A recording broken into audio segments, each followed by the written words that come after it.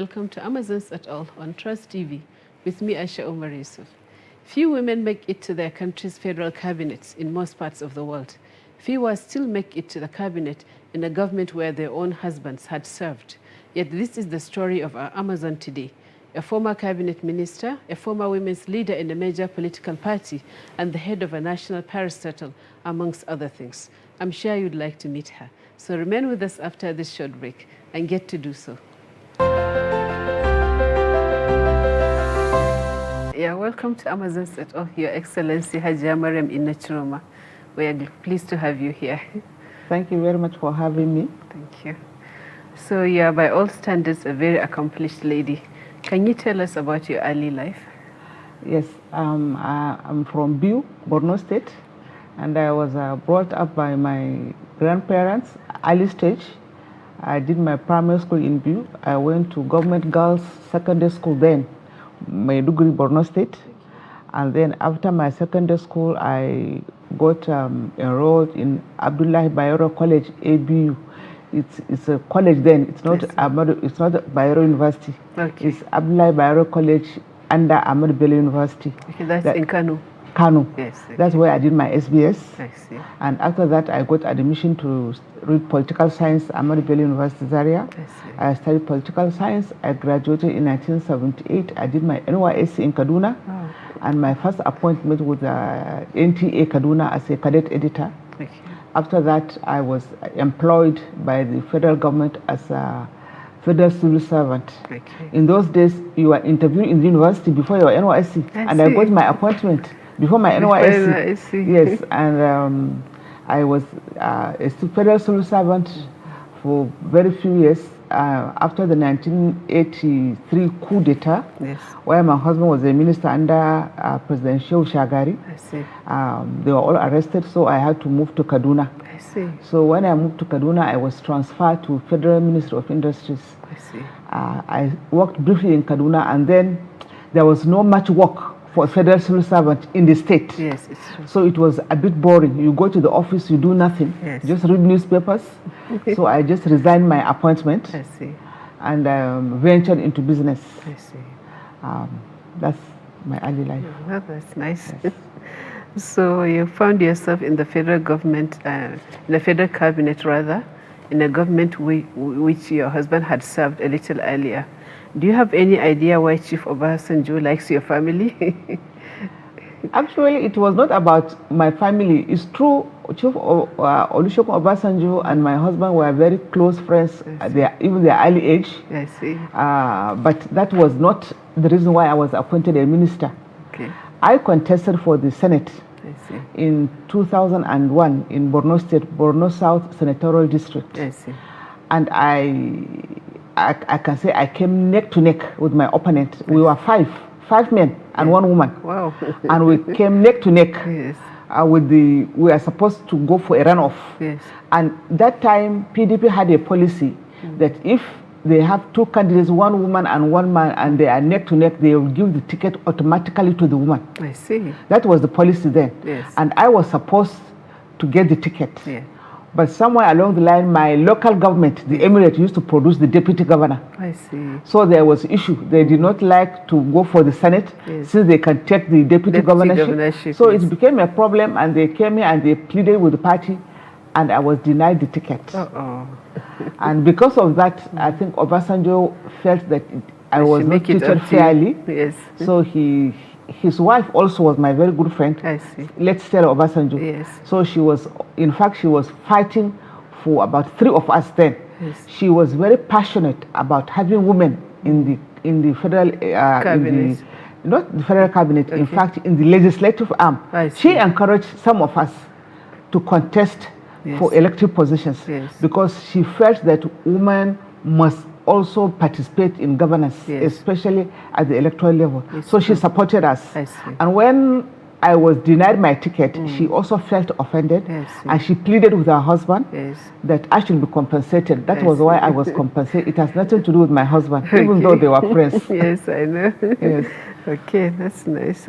So what was it like when you returned home from fake meetings when you were the minister and he was at home? Is it like you rushed to tell him all that happened? or you kind of compare notes from what used to happen in his fake meetings and what happens in your own? Yes. Actually, I was lucky to have him because he also was there to help me. Yes. Each time I have issues, I'll discuss with him. Yes. And then he will find a way forward for me. Yes. And it's always good that if you have challenges and you have someone who will be there for you. Yes. I was very grateful to have him as my husband because he has been minister severally. Yes. And yes, I was surprised. You said he was a minister during the Shagari administration. Yes. What ministry was that?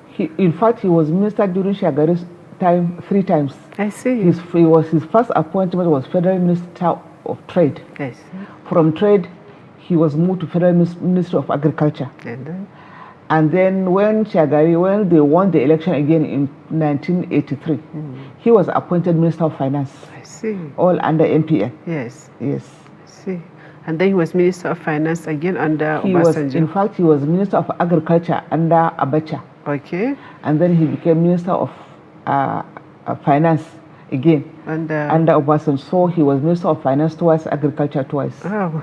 Altogether he was Minister 5 times. 5 times, yes. Wow. That's very nice. I see. So you two have been married for decades and have children and grandchildren to show for all that length of time. What is it like since his death? I mean, how did you manage widowhood? It's not easy. Yes. It's not easy to be a widow. Yes. Anywhere. Yes. We cannot even say in Nigeria, anywhere. Yes. Because if you have somebody, especially a husband and a wife that we stayed, people used to say, oh, you are like Oibos. Because my husband very loving. He does not treat me as a second-class person. Okay. He gives me all my rights. Even if we disagree politically, he will allow me to take my ways. He will not force me to take his position on any issue. So we sit, we advise each other. And as young as I was, because comparatively he's much older than me, but he takes my advice. Each time we sit down, we talk, and when I remember this history, it is not easy to survive, but what can you do? It's Allah's wish. There's nothing one can do, but it is not easy for me now surviving without him. It's not easy. Sure. You said he's a little bit older than you. Yes. Where did you meet? Actually, we Muslims believe that it's God that decides our fate. Yes, it's true.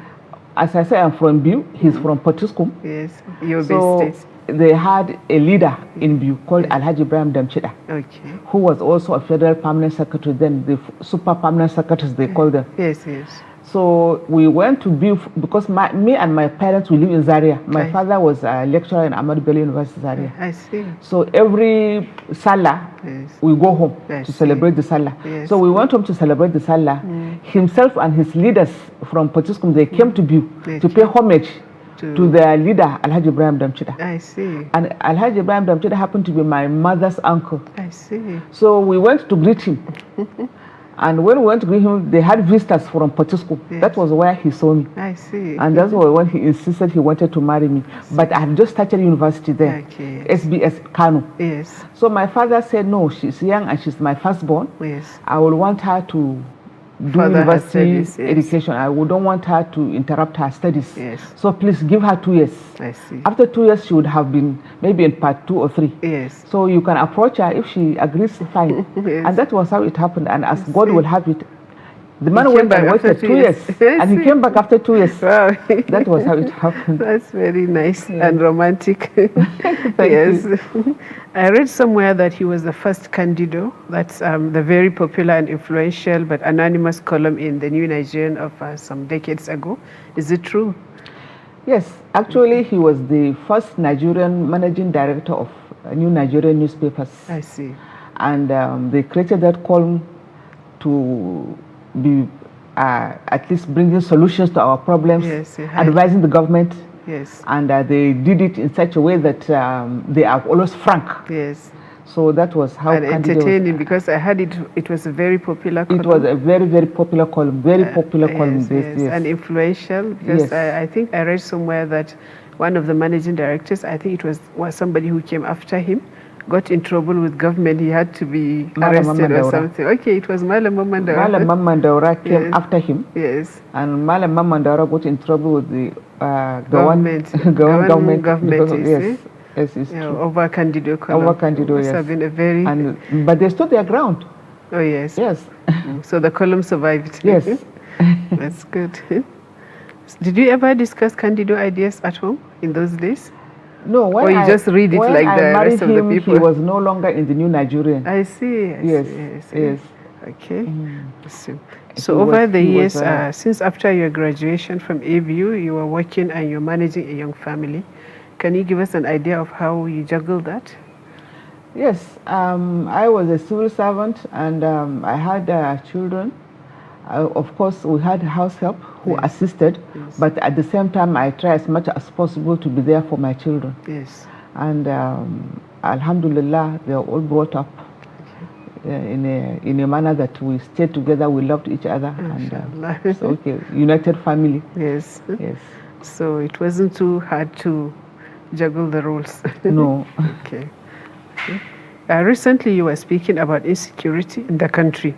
What do you think we really need to do to end it? I read an interview we gave somewhere about your worries about the rising insecurity and how it just keeps multiplying. Yes. What do you think we can do about that? Actually, it's a very serious issue in this country now. Everybody is on the edge, and we feel that I always say that the elites of this country have not done justice to Nigerians. The elites, I mean, including me, because I also served. Yes. So the first and foremost, I think one of the major reasons of this insecurity is education. Yes. We have problem of education. Our youth are not well educated. Yes. And in fact, a lot of them are out of school. And apart from that, unemployment. Yes. If people cannot survive, what do? They said an idle mind is the devil's workshop. Exactly. People will start thinking, what do? I cannot eat, what do I do? Yes. So if Nigerians are gainfully employed, I believe it will reduce the issue of insecurity. If we can improve on education, get everybody educated and also training people in good manners, good behaviors. In those days, when we were young, if a child misbehaves, even a neighbor can discipline that child, and the father will go and thank that neighbor for disciplining the child. But at the moment, it's not so. People just think that it's their right to do what they are doing. And I think government needs to look into this issue of insecurity, issue of unemployment, education. It's a very, very serious matter. And we need to look into it seriously. Because as it is, we women are the greatest sufferers of this insecurity. Exactly. So I'm appealing to the elites to please think about this country, think about the future of this country. What do we do to rescue Nigeria? What do we do to bring back the good old days? I told you I was employed as an undergraduate. I've not even graduated when the Federal Civil Service Commission were going around universities interviewing students. And by the time you are graduating, your certificate of graduation in your hand, your letter of employment in your hand. As soon as you are stepping out of a NYSC today, tomorrow you are in your office. And before you know it, you can apply for car loan. You can be given a housing loan. That is there. And life was so comfortable. Nigeria was moving very fast for its youth and its citizens. But at the moment, employment is a problem. Graduates are unemployed. For years, you don't get employment. So we need to look into this issue seriously because our country is at crossroads. It's true. It's true. A former Minister of Women Affairs, who was our guest some time ago, said that the ministry was underfunded during her time. She even said that she couldn't do a lot of capital projects because whenever she presented a budget, she would be given a lot less than what she asked for. Was it the same with you? Actually, the Federal Ministry of Women Affairs, you know, it was created because women insisted that we need a ministry that will look take care of our issues. And the ministry was created. And I believe the ministry is not being taken at par with other ministries when it comes to budgeting. It's true, we have so many issues, we have things we need to do, but as I'm saying, the budget of the Ministry of Women Affairs, honestly, is nothing to write home about. You cannot really implement your projects because you don't have enough resources to do it. So I think that needs to be looked into. So the problem persisted even during your time? Yes. Okay. So why do you think this idea, what can we do about this idea? Because in her own words, the other minister, she said the government views it as a consumption ministry, which doesn't produce money, but only eats money. So what do we do to change government's perception? Actually, honestly, the ministry has a lot of, it can impact positively the growth of this country. Yes. Because it's a ministry that is there that can come up with ideas on how to, especially girl child education, even women empowerment. If you empower the women, they'll be paying taxes, they'll be adding on the value of the country. Exactly. So in fact, I remember in those days, there was a reservation for loan facilities for women to access so that they can improve on their businesses and whatever. So it's not a consumption ministry as such. It is a ministry also that can add positively to the growth of our economy. Yes. Because women, when they do business or whatever they do, they don't joke, they do it seriously. I'm sure. Yes. So yes. Yeah, I know, but the idea is since the government sees it as a consumption ministry, what can we do to make sure that the perception is changed? So that, for instance, the present Minister for Women Affairs, whatever she asks for to handle her own capital projects, she may be treated more fairly than you people have. Yes, the government can do a lot to do that, because when we're talking about fairness, fairness and equity. You need finances to actualize your dreams. Yes. And if the minister has big ideas to implement, to support Nigerian women, and women, they say you empower a woman, you empower the whole society. Exactly. If women are empowered, they will also add positively, as I said. So government need to look into that to see that the ministry is properly funded, so that they can actualize their projects, and their projects will add value to our country. It's true. Yes. So when you were the national women's leader of the PDP, you have seen firsthand what female politicians encounter in politics. What can political parties do to enhance women's participation? Honestly, we are at crossroads as I'm talking to you. Yes. Only 3 days ago, we had to go and meet our national chairman in the PDP to complain about the 35% affirmative action. Okay. This 35% affirmative action is a United Nations requirement. Okay. And Nigeria signed it. So we are bound by international law to implement it. And Obasanjo agreed that it was going to be, because it was 2006 when I was the Minister for Women Affairs, that this affirmative 35% affirmative action was signed in our country, and government agreed. I see. Obasanjo implemented it in the cabinet. I see. He ensured that he had more female ministers in his cabinet. Yes. And a lot of female were appointed as managing directors of government agencies. A lot of them are appointed as ambassadors, just to actualize the 35%. Yes. But unfortunately, it has not been adopted in our constitution. Yes. If it has been implemented in our constitution, then it becomes unlawful for you not to implement it. I see. So that's why now people just take it well. They have that 35%, we can give them, even if we don't give them, it's nothing. But the political parties have it in their constitution. I see. In the PDP constitution, section 7 of the constitution of the PDP, it says 35% position shall be reserved for women. I see. But it's not being implemented. It's true. In the executive position of the PDP, only the national woman leader. I was once there. Yes. So it's only the national woman leader. They don't have, the deputy national woman leader is not a member of the national working committee because she can't attend the meeting of the national working committee, only the national woman leader. So if they are 18, only one woman. That's it. As a national woman leader. Okay. So we felt that is not fair. The women must be given their due share in the political parties, because we are the voters, we and the youth. Yes. If Nigerian women and the youth can unite and say this is what we want, honestly, the men will have to bend. It's true. Because we bring them to power. If the women, and because we are the voters. It's true. So we believe that the women are not being treated fairly in the political space in Nigeria, in all the political parties. I see. Nigerian women, we all must come out, because globally things are changing all over the world. At times they will bring religious issues into this and cultural. It has nothing to do with culture or religion.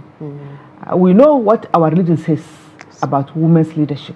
We are not talking of prayers. We are not talking the mosque. We are talking of governance. It has happened in Pakistan. Political leadership. It has happened in some Islamic countries where women became prime ministers in their countries. As I'm talking to, we have a woman, a Muslim woman in an African country as a prime minister. In Tanzania. So why is it that in Bangladesh they had so many women? So we have to look at, give women their rightful space. As I always tell people that we go to school together. We are in primary school, maybe co-education. We sit the same exams. And at the end of the day, you find girls passing. It's true. But why is that in the Nigerian constitution? It's not discriminatory. Nigerian constitution has given us equal rights, equal opportunities. But why should the party constitution now deny women? When that's what I'm talking about, the civil service appointment, not political. So why should we not encourage women also to take part in the decision-making process of their country? Because if you have women there, we know our issues, we know how to handle our issues. We can advise the government. If you are there, you sit with them on the table, you can assist. Exactly. So that is what we are saying.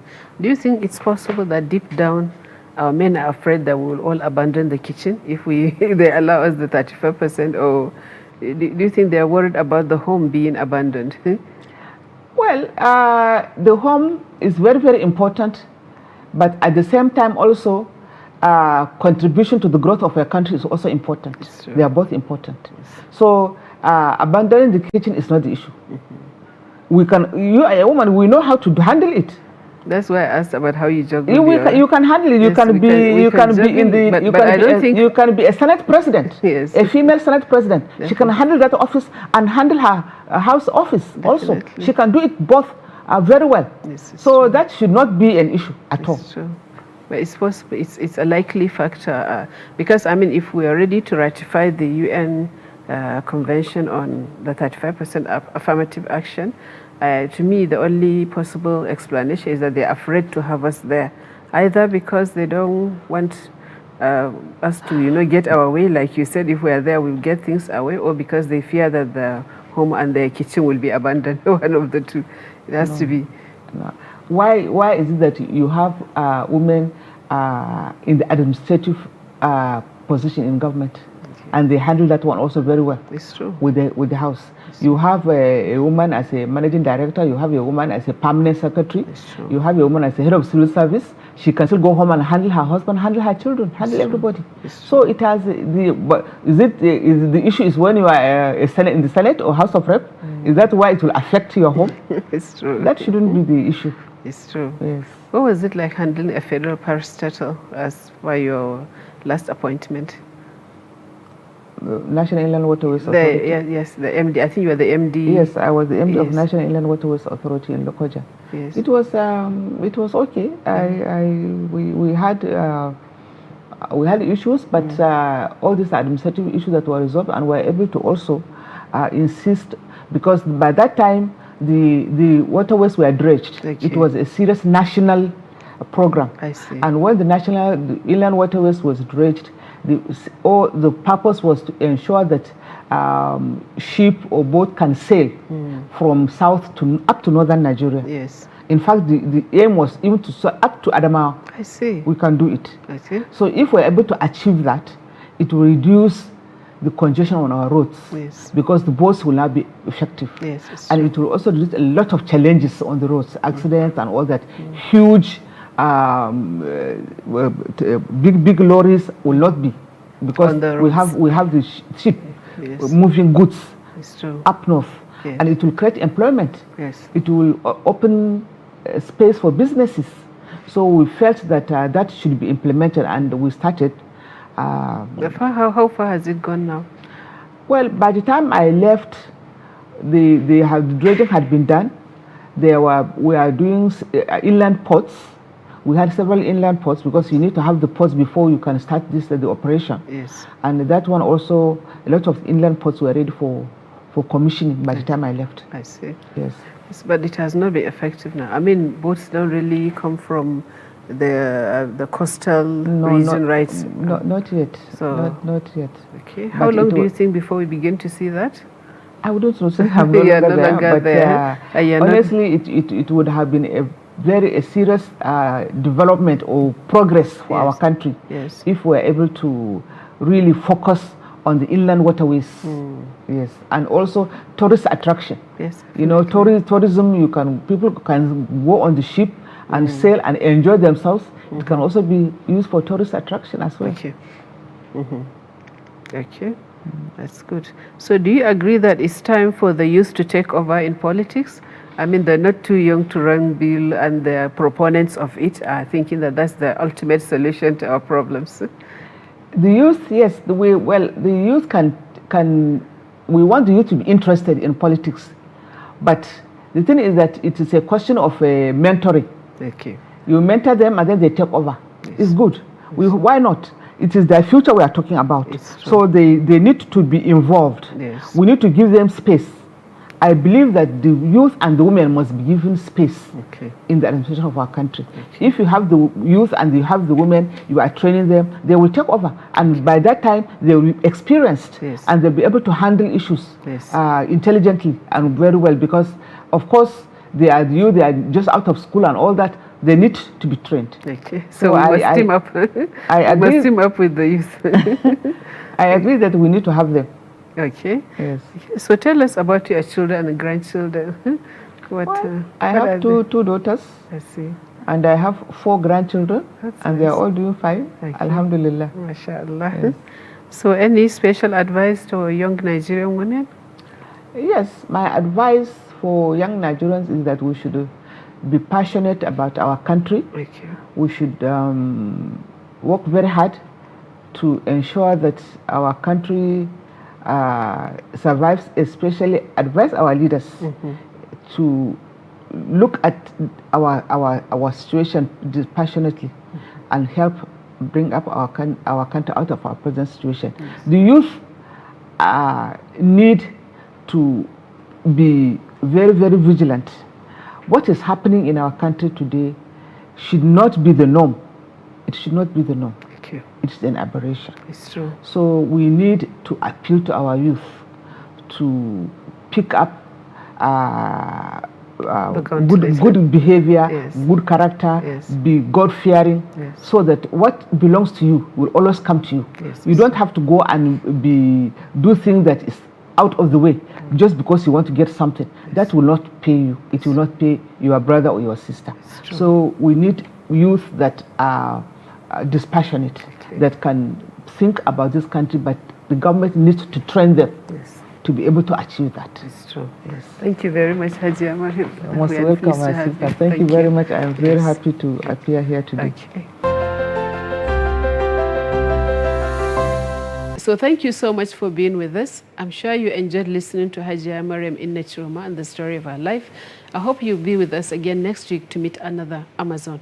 Until then, it's bye-bye from me.